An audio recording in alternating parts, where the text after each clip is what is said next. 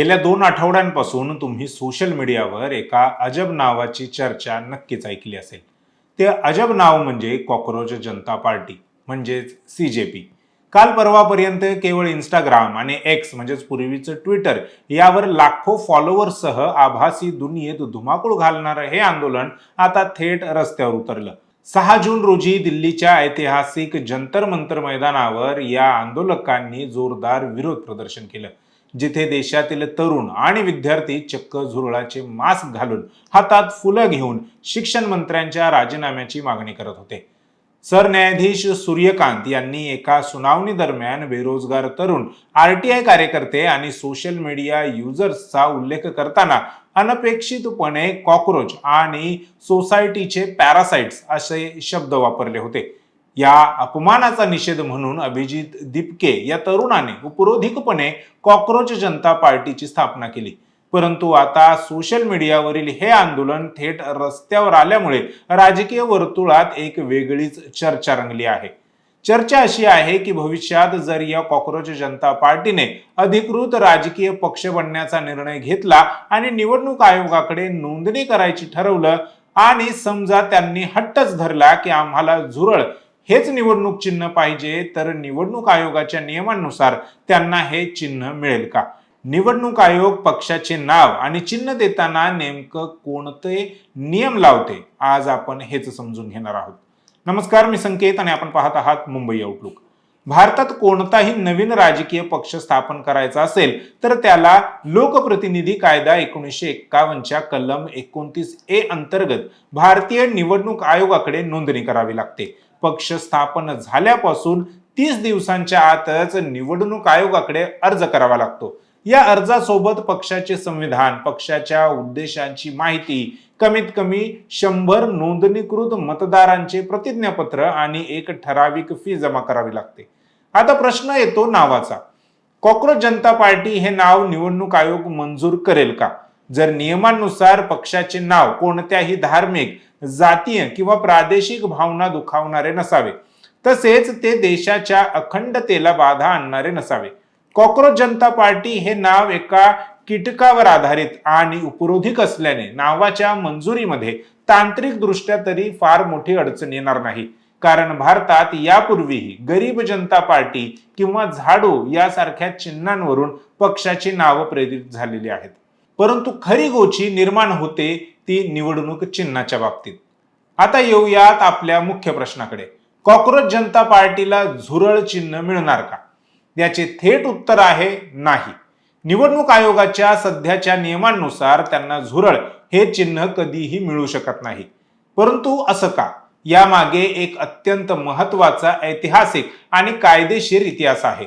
सुरुवातीच्या काळात निवडणूक आयोग फ्री सिम्बॉल्स लिस्टमध्ये प्राणी आणि पक्ष्यांचा सर्रास समावेश करायचा.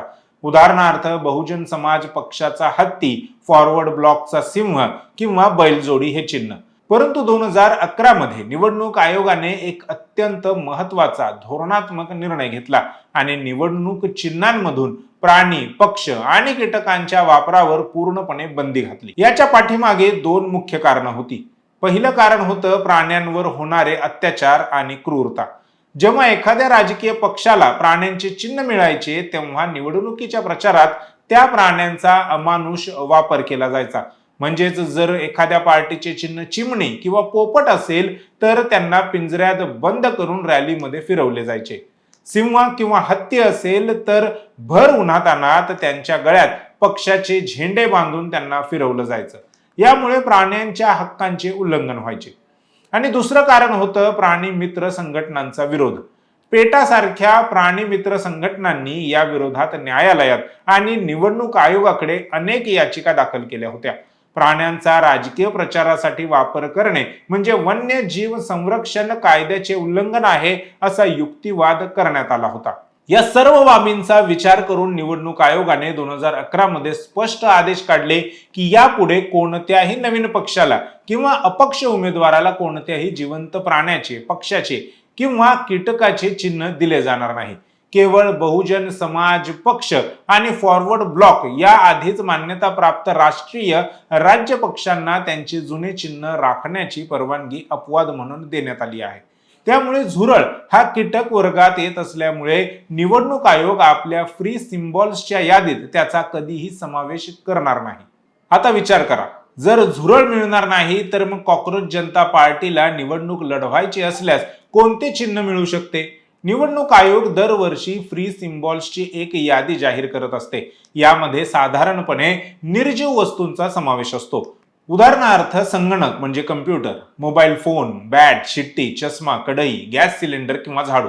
कॉक्रोच जनता पार्टी ही प्रामुख्याने तरुणांचे, डिजिटल युजर्सचे आणि क्रोनिकली ऑनलाईन लोकांचे प्रतिनिधित्व करते असे त्यांचे संस्थापक सांगतात. त्यामुळे त्यांच्या विचारसरणीला साजेसे असणारे लॅपटॉप, पेन ड्राईव्ह किंवा माऊस यांसारखे एखादे इलेक्ट्रॉनिक किंवा निर्जीव वस्तूचे चिन्ह त्यांना निवडणूक आयोगाच्या फ्री लिस्टमधून निवडावे लागेल.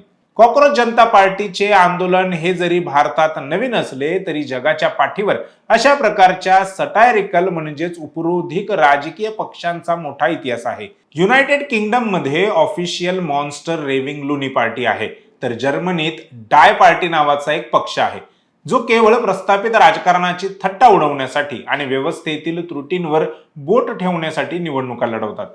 भारतात सध्या नीट परीक्षेचा घोळ, सीबीएसई ऑन स्क्रीन मार्किंग वाद आणि वाढती बेरोजगारी यामुळे तरुणांमध्ये मोठा असंतोष आहे. जंतर मंतरवर झालेली गर्दी हेच दर्शवते की तरुणांनी त्यांच्या संतापाला कॉक्रोच या उपरोधिक नावाचे कवच दिले आहे.